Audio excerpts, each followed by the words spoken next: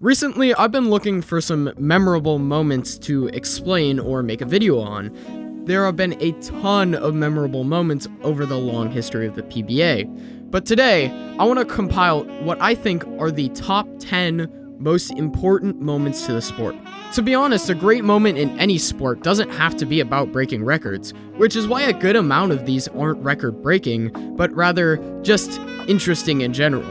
So without further ado, let's hop right in. Here's my top 10 moments in PBA history. Enjoy. At number 10, we have a moment that's less about controversy and more about something generational in the PBA. But instead of the Bone family, like you might be expecting, I'm gonna zoom in even further. The McHune family, which, after Kevin McHune's 2023 Players' Championship victory, also being his first major, has now secured a 3-generation win, the first and only in the PBA. When Kevin won that title, they became the only 3-generation family in the entire history of the PBA. And before you just brush that fact off, think about it for a second. A grandfather, father, and son, all PBA champions, one of which even being a Hall of Famer, Don McHune. The emotion shown on Kevin's face when he had realized what he had accomplished, not just for himself, but for his family name, was incredibly powerful. In a sport that's often about individualism and being yourself, this moment served as a regular reminder that bowling is passed down through generations, and not simply a sport that just happens. So that's why this moment comes in at number 10. Not the greatest thing ever, but still an extremely notable accomplishment for the McHunes. When I saw this happen live, I was thrilled. When I had heard about that 3-generation win, I knew that Kevin McHune was really something special. Going in what might be the opposite direction at number 9, we need to talk about one of the funniest moments in the entire PBA. Marshall Holman was known for being intense, fiery, and absolutely dominant whenever he was on TV. He was absolutely killer, which made this moment so perfect. During an infamous televised match in the 1980s, Holman threw not one, but 2 consecutive gutter balls on national television. The reaction in this moment was priceless. The crowd didn't know whether to laugh or feel bad for him, and Holman just kinda stood there in complete disbelief. Here's a guy who is in the PBA Hall of Fame, had many titles at that time, including majors, and he just threw back-to-back gutters like a kid bowling at a birthday party. But what makes this moment so great and so notable is that even the greatest bowlers in the world can have moments where nothing works, just like us in league sometimes. Holman handled it just about as well as you'd expect from him, with obvious frustration, but just enough willpower to keep it together. The moment will now live on as one of bowling's most memorable TV moments, and although it isn't as rage-filled as PDW, it still has that PBA charm, a great moment to look back on when we're talking about PBA history. And although he's one of the most accomplished bowlers of all time, he's in the PBA Hall of Fame of course, it still goes to show how vulnerable we can all be, no matter the circumstance. No matter if you're a professional bowler, a Hall of Famer, a major champion, anything can go wrong at any time, and this is living proof. And that's why I think this is one of the greatest moments in PBA history. It shows the vulnerability of a PBA pro. At number 8, it takes us to about a decade ago, when Francois Lavoie joined not only the club of televised perfect games, but did it in one of the most thrilling moments in PBA history. How, you might ask? Throwing his first perfect game on TV during the 2016 US Open telecast. Not only is the US Open regarded as one of, if not the hardest events in the world consistently, but it is also one of the most grueling, with an extremely long format, brutal patterns, and long days. However, Francois beat the odds to become the first and only player to shoot 300 in a US Open telecast in its 81-year history. And if I remember correctly, I believe this year was one of the years that was considered one of the hardest. And ever since this US Open telecast, Francois has repeatedly shown up extremely well in US Opens. Every year since, he's been a part of at least match play, which goes to show his skills. Furthermore, he actually won this telecast. Even though this didn't happen in a title match, which would have made it so much sweeter, it happened in match 3, which set him up nearly perfectly to take the victory in the title match. This was only a year after he joined the tour, and it was his first major, and everything just went perfectly. Everything aligned to put Francois Lavoie on the map, and including all factors, including this 300 game, this 2016 US Open, especially his perfect game, is one of the most memorable moments in recent history. At number 7, this might be a little bit of a controversial pick, but I have Jason Belmonte winning the first two-handed major. This moment changed everything forever.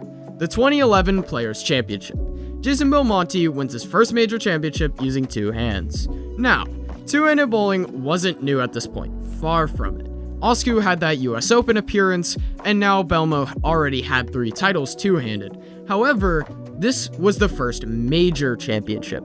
This really put it on the map, because when Belmo was first coming out of the woodworks in 2009, 2011, like the early times, he wasn't really regarded with much respect. But after this moment, that's when things began to turn around, and Belmo was starting to get on the map and in the public eye. When Jason won that Players' Championship, the bowling world was divided. Traditional bowlers said it was a gimmick and it wouldn't last. That style had inherent flaws that would be exposed over time. But when Belmo kept winning and winning and winning, fast forward today, and two-handed bowling is dominating the sport at many levels, most notably at the youth levels, with youth bowlers all around the world adopting the style. Belmo's success in this event could have created an entire generation of two-handed players. Or you might argue that it's his later legacy, but this major was part of his record that inspired many people. This moment is so important to me because it represents a fundamental shift in how bowling is played. For decades, the one-handed release was the only way. Belmo proved there was another path, and the fact that we're even having debates about it today, about one-handed versus two-handed, traces all the way back to this tournament in 2011. Now, I'm gonna lighten the mood a little bit, because the past few things I've talked about have more been about records and just general impressiveness than this moment. This one is especially interesting because a lot of people look back at one side of this match and laugh, and the other side and really think about the seriousness of the fail. In 2011, the PBA TOC, some great moments were bound to occur. The stepladder was packed, and a newcomer, Tom Daugherty, was just about to bowl his first PBA televised game. And how does he open it? A 100 game, the lowest score bowled on PBA national television, and on the other side of the pair, Mika Koivuniemi, a legend of the game, and is regarded with extreme respect.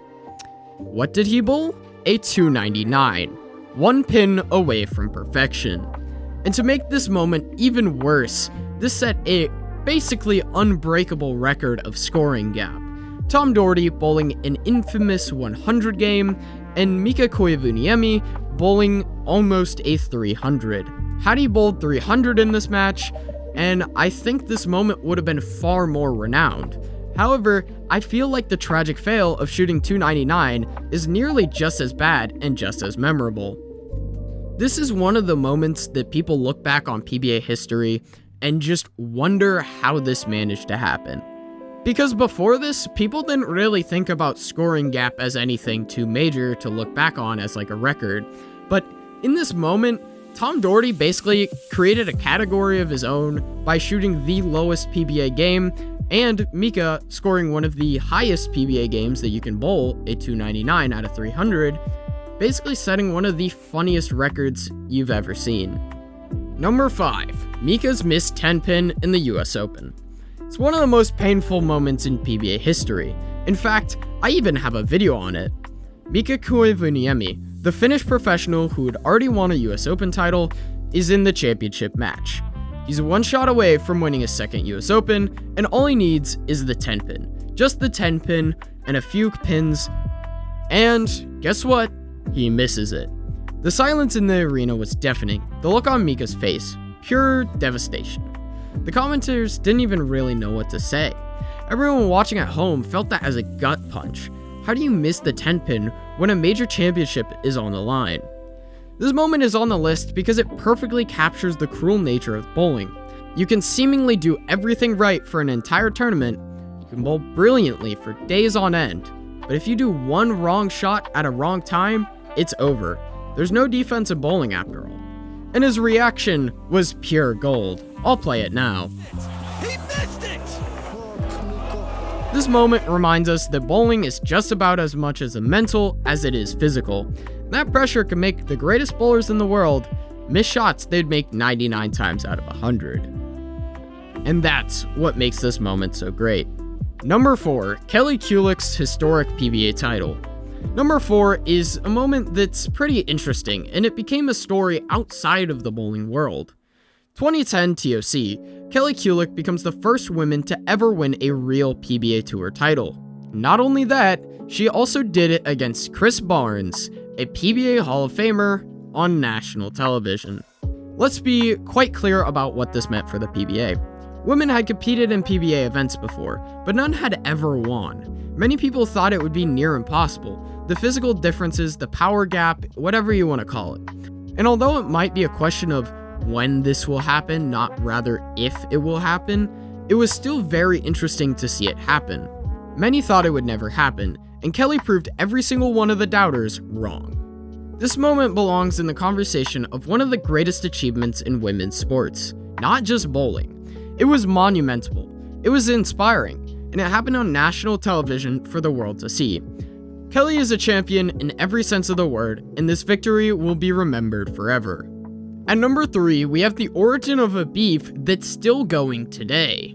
This was a moment that made bowling feel less like a polite sport and more like a competitive rivalry. Around 2011, the tension between Jason Belmonte and Sean Rash had reached a boiling point. These two represented different eras of the bowling game. Belmo with 2 hands, and Rash with this traditional yet powerful one-handed cranker style. The rivalry between them was already deep. You could see it in their body language during matches. And then came the moment that made it undeniable. During a televised event, more specifically a Battle of the Brands-esque team event, Belmo was apparently crinkling a plastic water bottle during Sean Rash's approach. He then throws a strike and turns around and says this. Take that, you bottom! Come on! Everybody, come on! I had to censor it because of YouTube's copyright system, obviously, but you could probably infer what he was saying.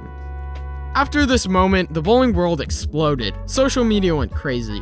People took sides. Belmo versus Rash. It wasn't about two bowlers not liking each other anymore. It was a larger conflict in the sport. Suddenly, it was a war, one-handers versus two-handers, and not in the way you see it today. It was people who genuinely hated Belmo for what he did, and people hating on Rash for his reaction. In all honesty, this kind of humanized bowling, because for years, many people had thought it unathletic and boring and hard to watch, but this started to give it some personality, some outburst, and after this moment, a lot more players began to wear their hearts out on their sleeves. This cultural change, this movement from one-handed to two-handed, this movement watching a Hall of Famer and another Hall of Famer battle it out in their early careers, this is what made PBA fun at the time. And that is why I believe it defines this era. And coming in at number 2, we stay with Belmo, but let's jump forward a little bit to 2019, the PBA World Championship, and you can probably see where I'm going with this. Belmo currently has 10 majors, tied for the record with Earl Anthony and Pete Weber. He's going for his 11th major, which would break the record and make him legendary. The people he's tied with, these are two of most legendary names in bowling. Earl Anthony, the first millionaire in bowling, and Pete Weber, one of the most talented and charismatic bowlers ever. And here's Belmo, the two-handed Australian, about to surpass both of them. When he won his 11th major on live television, it was about Belmo cementing his legacy as the world's greatest major championship bowler of all time. The haters said two-handed bowling was a gimmick, and they just watched this man eclipse two absolute legends of the game. What makes this moment even more significant is that it represents the modern era of bowling, more specifically with the intro of two-handed. And now I'm not trying to bring this up as a main argument of this video. This was one of the hardest tournaments he had bowled all year. Jacob Buttriff was on fire this whole telecast. Not only did he cement his legacy as the greatest major bowler in history, but also he managed to cement his legacy as not only a two-hander, but also one of the most resilient bowlers in history. And Belmo did it in the shortest that anyone's ever done it. He did it in just 10 years. That feat alone is worthy of this list. That whole era of Belmo dominating from around 2016 to 2022 was just too legendary and too hard to ignore on this list. So that's why I think this moment belongs here. And number 1, probably the most famous clip to ever come out of pro bowling. It's gotten millions of views on every platform. YouTubers have made videos about this. This is probably the most famous clip in all of PBA. I will just let it play. Strike to claim it, a strike to claim it, and he got it!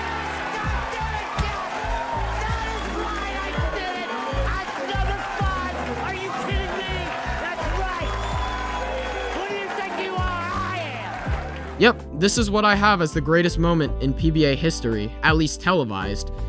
Pete Weber's "Who Do You Think You Are? I Am." Was there really any doubt that this wasn't going to make the list, let alone in the best position? Yeah, 2012 US Open, Pete Weber versus Mike Fagan in the title match. I also have another video talking about this, but I'll just summarize it here a little bit. So yeah, Pete Weber versus Mike Fagan. Mike Fagan had been on fire this whole time. He was still building a legendary career that stands the test of time, even though he retired young. But the biggest thing is Pete Weber was nearly 50 years old. He had 4 US Opens, and he cemented his legacy with his 5th US Open, more than anyone else has gotten close to. And when the pressure came tight, and he just needed one more strike to claim victory against Fagan, he got it. And what did he celebrate? "Who do you think you are? I am." Words that perfectly describe the bad boy of bowling's career. Directly after the outburst, everyone went insane. It instantly became a popular meme. It spread around the internet like wildfire. People who hadn't watched bowling in their lives suddenly knew who Pete Weber was, or at least the clip of him. The clip has had millions of views, like I mentioned before. It's been parodied, recreated, and celebrated over the years. It's transcended bowling and just became a piece of pop culture. Even people who don't know the original clip still think of "Who do you think you are? I am." But beyond the moment, this celebration represented something profound.